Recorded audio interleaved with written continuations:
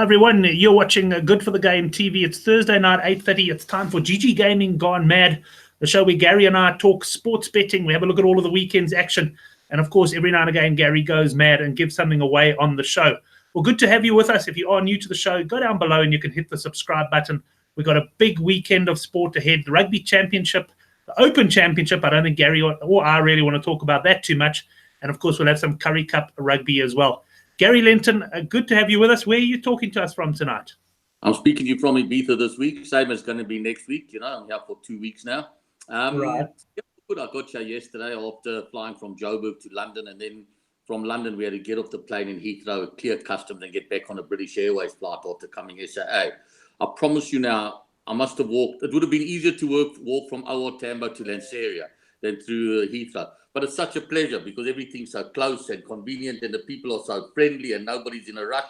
I mean, I'll be honest with you, 4 hours at Heathrow or 6 months in a sort of like penitentiary is a tough decision. That's how bad Heathrow is. Oh, it's a horrible place. So. Terrible place. But I'm sure the place you're staying at's really nice. Yeah, pretty cool. We've sent you a picture there of one of the celebrities we've seen so far. We're going to run a competition on that. Yeah, fantastic. I mean, we had amazing weather today. Yeah, things are good, yeah, you know. I see there what you wearing there, you're on the South Pole or you're trying to make me feel bad. It's one of those days. It's strange. It's not that cold, but it's just cold enough that if you're in a short sleeve shirt, it's a bit too much here. I get banished away to the study at my house. I'm just fiddling with my phone now because my Wi-Fi seems to be a bit slow, so I'm not picking up all the live comments yet. I just won't be a sec. But Gary, what do you make of Rory McIlroy's start to the Open Championship? I have just sort of one question. If he didn't have home course advantage and the crowd behind him, what would he have scored today? Geez, that's it. Yeah, what would he have scored on his opening hole? Yeah, I mean, you know, I was sitting at the pool then. I thought, let me just go get a quick score. And I got down to the evens, right? Because I knew he had teed off. So yes. I thought the late and he hadn't teed off yet, you know? So I go to the one over. So he hasn't made one over, thankfully. Then I know that he hasn't teed off yet. And then for some reason, I don't know what possessed me to go further down. And there was this Irish clown, 5 over, I think, after 3 holes. It's just a disgrace. I mean, he annoys me. You know, and the thing is, he doesn't take enough flack for it. I mean, Tiger goes a major without winning, and we'll get to Tiger now because I've got a comment about that. And everybody's on his case. I mean, when was the last time McIlroy won a major? You know what I'm saying? Yeah, I think it was back in 2014 or something. And I agree with you. He doesn't seem to get the stick that someone like Tiger does. No, exactly. Just gets away with it. You know what I'm saying? And, you know, he's a great, great golfer. There's no doubt about it. But he gets to these majors and he has a major freeze for the last 5 years. And it's really annoying. You know what I'm saying? And, you know, I'm finished with him. Let him win the next one without my money on him. Yeah, I'm done as well. I backed him in the Masters. I backed him now in the Open. Fortunately, I backed Koepka for the championship. He kind of saved me. And I had a bit of Woods in the Masters, but it's really, McIlroy's been very disappointing. Should we do the competition now, Gary, with that photo? Yeah, that's fine. Okay, so this is how we're going to do it, Brent. I'm going to give 2 hints now. That's all. Do you want me to show the photo first? No, you've got to show the photo last. The photo last. You mean that? You mean the other guys will recognize? Because you showed me the photo. I had no clue who it was. I mean, we'll get to later. I sent the photo, right? I sent the photo to Bob Urim, right? The CEO of Emperor, right? Yeah. He got it in 1 second, he knew who it was. You're the only guy that hasn't got it straight yet. So that's pathetic. And then you say, is he a cyclist? Is he a DJ? Show the photo later so people can't complain. We're going to give away 1,000 Rand in betting vouchers. Every time I give a clue, I'm going to take off 200 Rand. The first 2 clues are for free. The first 2 clues are for free. Okay. And the game is simple. You're allowed 1 bet per person, right? So if you blow your load too early, that's too bad. You've done your baby. You know what I'm saying? Okay. Wait, but if somebody gets in before you, you know what I mean? But there are other advantages to waiting. You know who it isn't because most people get it wrong. All right. Yes. The first 2 hints aren't that great, but let's start it off. He's an international football player and he is currently, he's not playing this minute, but he is a current international football player and he is in one of the teams that played in the Champions League. That's all I'm going to say now. Okay. Right? So that's where we are. We'll just chat about a few other things. I'd like to just touch, if you don't mind, on Tiger Woods. Yes, now, sure. Either he's carrying an injury, right, or he's gone stupid. But he took 5 weeks off from the PGA to the Masters. I mean, from the Masters to where did he go? To the US Open. Took 5 weeks off, didn't play an event. came back, he was rusty. There was no doubt about it, Brent? You know what I mean? After winning the Masters, he was so bad in the US Open, you know what I'm saying? Now he takes another 5 weeks off without playing a competition, you know what I'm saying? And again, today, the rust was quite apparent. So surely he's a smart guy, knows more about golf. When he talks golf, you know you're listening to a legend and a guy that understands every aspect of the game. But I can't get my mind around why he hasn't bought into the fact that he needs to play more golf, unless, like I say, he's carrying an injury. If not, something doesn't make sense. I agree with you 100%. You know, I was listening to his press conferences earlier in the week, and you could hear he wasn't confident at all. He was talking about the fact that he wasn't yet shaping the ball correctly. And all you're thinking to yourself at that stage is, well, why didn't you prepare for it? And I'm fully in agreement with you. I think he's potentially still either carrying an injury or he just fears an injury so much, you know, as he gets older. Yeah. I mean, ultimately, he's going to have to. I mean, it's all very well to focus on the majors, but you still got to prepare for it. And I mean, exactly. I don't know. The last I saw, he was sitting at about +5. He may even be worse now. And he's pretty much like Rory. He's gone. Yeah, him and Rory can think of something to do on Saturday on the weekend. They can go do stuff together because they're not going to be playing golf in Ireland. That I guarantee you. You know what I'm saying? No, that's for sure. Okay, we've had a couple of guys saying they're going to wait, Gary, but we have had 2 picks. The first one, Vin Naidu, Salah. Right. I mean, okay. I mean, yeah, I'm not sure that, you know, look, give me a horse, please. I'm not sure that Salah's going to be running around Ibiza without clothes on, him and his wife. But, okay, that one's wrong, Will. Okay, next one. Okay. Trippier, Emil Korf, Trippier. No, him neither. All right, so here we go. We're going to drop it to 800.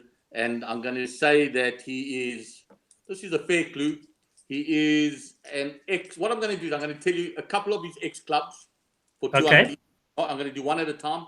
Then I'll tell you what nationality, and that should do it. And if that doesn't do it, then obviously I'll tell you his current club, and I'll get it with a piece of cake.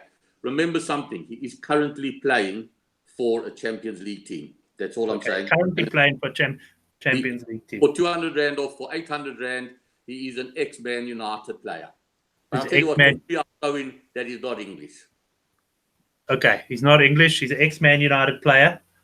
And at what point... Do you think we should throw the photograph in as a clue right at the end as well? No, that's just for proof. I'll get it long before the photo. I'll give you his next club that he didn't play for. And then I'll tell you his club, and I'll tell you the 2 ex-clubs and then where he comes from, and guaranteed somebody will get it then. Once I tell you, that's guaranteed. That's when people will get it for sure. So if you want to take the conservative route and look for 400 and hope nobody else gets it, at the 400 level, anybody that knows anything about soccer will get it. Okay. We've got Kevin Turner's guess, PK. No, not a much better guess, but no. Yes. Oh, no, what did he say, PK? Yes. When did PK play for Man United? Maybe he guessed it. Go do 10 press-ups and say 3 Hail Marys. Off you go. I mean, I don't know. That one I can't accept, right?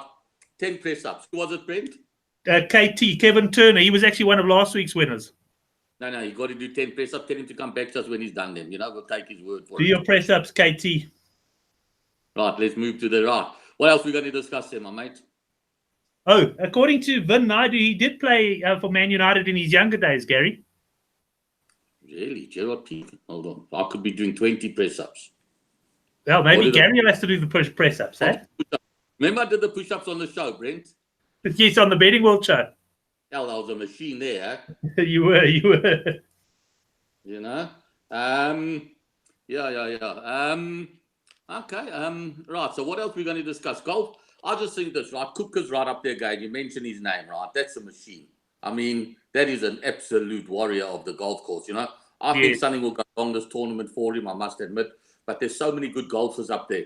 Just mention the Spaniards, you know? Garcia, Rahm. You know what I'm saying? Spaniards got a good record. Looking good, eh? I mean, Rahm was a fancy of a lot of guys. And, I mean, he's looking very solid, Gary. Well, you know, he won not so long ago coming from off the pace in very similar conditions. And, I mean, if you look at the price that Rahm was, you know, he was 14-1 on a lot of boards, Brent, which, you know, pretty much shows you how fancy he was around the world, you know. But, yeah, he's a definite runner. There are a lot of good golfers up there. So it's early days. My advice in the British Open is just give everybody a chance to have both weather conditions, good and bad, if it comes, Brent, and not punt now. Yes, take your early picks early on and get these big prices. But then let them play and rather get involved on Sunday. You know what I'm saying? Let the dust settle. Let the conditions treat everybody and then come out. You know, because conditions are great levelers. And we know it in cricket terms. And I mean, we'll take a step back now to the World Cup final. There's always a lecture that everybody says, and that is everybody that knows. Don't have a bet in cricket in a 5-day match till you've seen what the pitch does to both teams. You know what I'm saying, Brent? And I mean, wasn't that the case on Sunday? You know what I mean? Everybody thought, 230 odd was much too low. But yes. Obviously, competitive score that finished egalite. What a great match, Brent. Unbelievable. I mean, everything went England's way at the end, didn't it, Gary? I've also learned that in sports and in betting, you can't isolate things to one single incident and say, oh, a drop catch, he stood on the boundary, the back. You know what I mean? It's 50 overs. It's 315 odd balls if you count the extra balls and everything. You know what I'm saying, Brent? So you can't. But yes, exactly what you said. It just looked like when it counted the most, all the luck went the side of the English. Well, before we get on to the rugby, Gary, just to go through some, the guys are obviously having a bit of a go here. First of all, it has emerged that he definitely did play for Man United. So the guys are asking next week for a video of you doing the press ups, please, Gary. I'll do them. I'm going to probably do them over the week if the guys don't mind. I'm going to do about 3 a day, But I promise you, I'll do it outside on the beach. How does that sound? Like a man. That sounds good. I enjoy this one. Len Koeman went Ronaldo, and then underneath him, Emil says, Len, I doubt Brent wouldn't have recognized Cristiano Ronaldo, but you probably don't. You probably think that's quite possible. Quite possible. I mean, this guy's pretty famous. Okay, so it's not Ronaldo. We're going to stop it there, and I'm going to say, phew. All right, I'll give you another side that he played for. He played for, people will get it now at this level. Okay. I guarantee people will get it. I wouldn't hold back if you've got a few ideas. He also played for Real Madrid before his current side. He played for Real Madrid before his current side. Before his current side. So he played for Man United and Real Madrid and his current side now. And his current side in the Champions League. And they're playing in the Let's Champions League. Let's see if anyone gets this. So, Gary, let's move on to the Rugby Championship. We've got 2 big games obviously taking place this weekend. I see there's been a bit of line movement. The South Africa game, I think you -4.5 South Africa now. That's obviously on the back of Team News. I think the opening quote was -6.5. Correct. I mean, it is on Team News. There's no doubt about it. In my opinion, Brent, and I don't know if you'll agree with me, Australia's record at Ellis Park speaks for itself. I think they've won once in the history of the world. You know what I'm saying? So they have a shocking record there. And that's the only doubt being put into my mind. Because if I look at these two sides and the fact that the Wallabies have been here now for nearly 2 weeks, or not yet, in South Africa at altitude, I think it's an average South African side, and I think it's a reasonable Wallaby side. I think if not for Ellis Park, if they're playing at any other ground in the world, I would back the Wallabies outright. And the fact that it's an LSO, you reckon? I'll tell you what my feeling is. My feeling is Aussies are going to come out hard at us. They may even lead at the break. But I still fancy that South Africa will get on top of them over the 80 minutes and win the game. Good chance. I mean, it all depends. A lot's going to have to decide what happens. We decided on the kicking in the game and the discipline in the game. And can the side underestimate if they get behind, keep their discipline and not do stupid things? You know what I'm saying, Brent? That remains to be seen, I'll be honest with you. I would never, ever take the minus in this game. Never. I can't. I'm not saying I can't win, but I'm just saying for my money, I can't take the minus in this game. I can only stay out or go for the Wallabies, and I'm not going to stay out. That's not my nature. Excellent. Well, I just asked the question on the live chat. Has anybody not answered? There are a couple of guys who are lurking there still, Gary. You got another clue? I've got a big clue I can give the boys otherwise. Okay. No. I've got the clue. Okay. I'm not going to give you his current side. You know that it's Champions League. He's Argentinian. Okay. Let's see if anyone gets it now. And it's first person to get it, and it's announced only for 400, right? For 400, yeah. We're down to 400 now, guys. Let's see if anyone gets that. Gary, moving on then to the other big game, fortunately kicking off at a reasonable hour, I think just after 8 o'clock South African time. Argentina against New Zealand. This handicap hasn't shifted a lot, I think from 13.5 to 12.5. It's not a full-strength New Zealand side, but, it's still very strong. And Argentina picked a few overseas guys. What do you make of this one? I must say I was quite firmly in Argentina's camp early in the week, but I'm perhaps getting a bit nervous. I'm still in their camp, Brent. I'll be honest with you, I think it's a reasonable All Black side. I don't think it's a great All Black side. I don't think they've chosen their best side. Obviously, they're mixing and matching. I think the Argentinians will see this as a chance, and they must be so confident after what they experienced in the Super Rugby, And the bulk of the side is made up of that. I'll be honest with you. I wouldn't be shocked if I see both the minuses get turned over on the weekend. Yeah, no, I also wouldn't be. Look, I've got some money down already on Argentina. Just to let you know, we've got a winner, Gary. The reason I've been chuckling here is because Vin Naidu actually came on. He went with one of the earlier selections, and he said a while ago, he said he thinks it's Di Maria, but he's already had his chance. And then no one else got it, but then Jason Denman came in and got Di Maria. So he's the winner. Let me show the photo quickly. You don't have to recognize. Imagine after all this, the photos of someone else, Gary. Yeah. Well, at least my nephews are involved in it as well. Maybe it's of that new chick at the pool. There he is. Here we go. That's Cristiano Ronaldo. So there's the photo. I know one thing as well, Brent. I know that he didn't have bread for toast for breakfast this morning. Oh, really? I know that because I had 4 croissants this morning for breakfast, and I haven't got a 6-pack. You know what I'm saying? So obviously he didn't do it. I'd like to see a photo of you and him standing next to each other in your cozies. What about me and him doing press-ups next to each other? Maybe you can get him to do the push-ups for you, Gary. Probably work better, yeah. So to go back to the rugby there, so 400 Rand, Brent, you'll send it through to Kerry in the office, right? Yes, no, we'll sort that out. Jason's actually, he just said he actually joined the show late, so he was quite fortunate that he wasn't able to get on early, and he was given a bit of a guide there by Vin, so that was a nice one for him. And then, Gary, we've got Curry Cup rugby on the weekend as well. I see your handicaps are out on that one. Looks like there's been some money for Griquas during the week. I was hell of impressed with him against the Sharks. Oh, very good, Brent. Very, very good, you know. What is that line there now? Is it about, what's it about? 6 I think it was 9.5 or 8.5. I've got your site open. I'll have a look. So, yeah, I mean, they were very, very impressive. And I think they're going to take a ton of beating. They're back at home against the Pumas, if I remember correctly. They're back at home against the Pumas. I think the opening line was about 6.5. You've got minus 9.5 now. Okay. I mean, it was much too low, 6.5, wasn't it, Brent? I mean, you know what I mean? I think that you'd expect them to win in double figures. They've always been a home ground side. Let's be perfectly honest. You know what I'm saying? And now I think it's much too low. And I mean, I watched a lot of the Pumas games against the Lions. You know, I mean, it was the Lions side. You don't recognize too many people there. No. And they had a chance to win it, and they couldn't put the game to bed.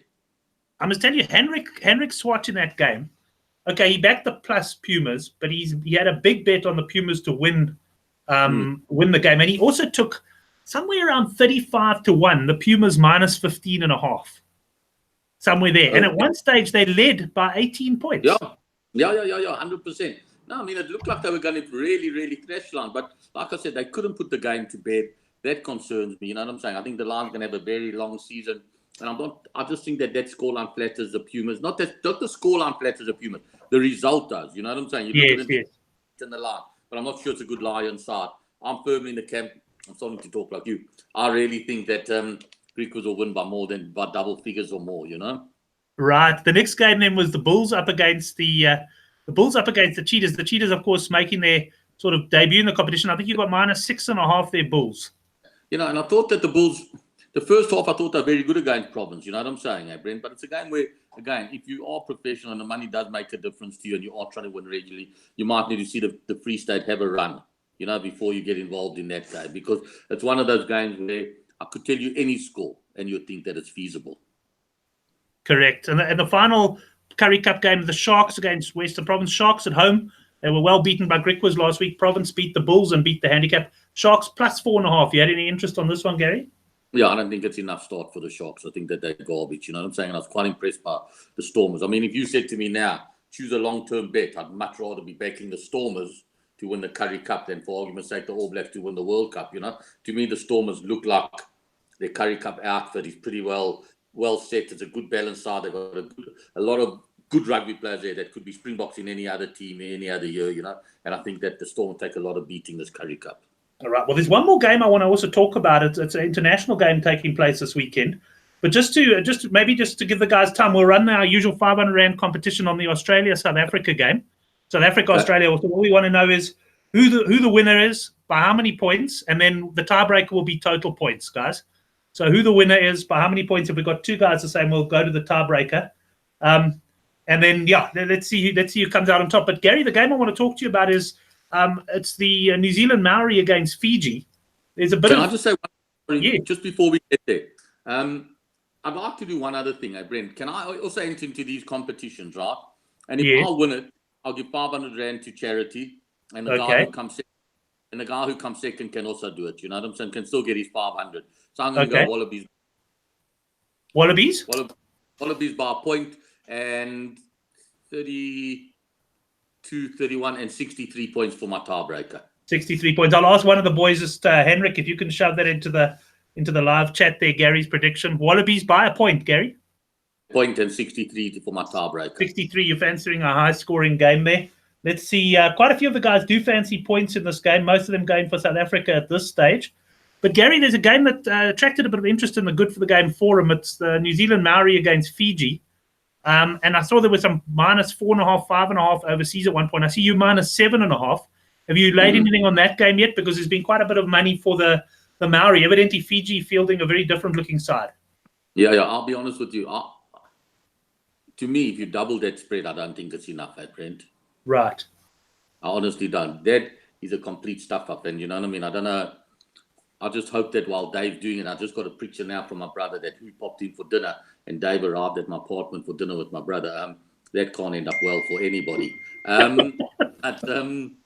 But I hope Dave's got an outlet to get back better because I think it's going to be one-way traffic. Yeah, I've got a feeling you're right there as well. I'll certainly be having a look for a bet on that. And we'll discuss that one. We've got our rugby show coming up. We'll be discussing the Rugby Championships and also the Currie Cup. Anything else on your mind, Gary, before we close off for this week?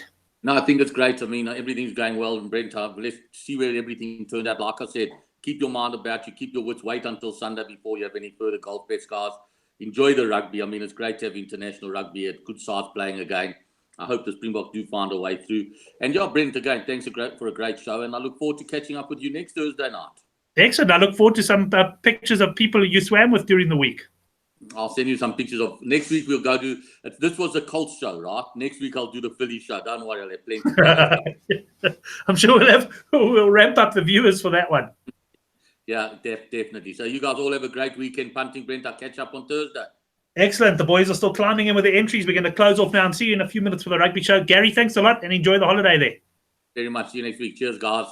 Excellent. Cheers. And Gary will send us that video of his push-ups, guys. Thanks for joining us in the live chat.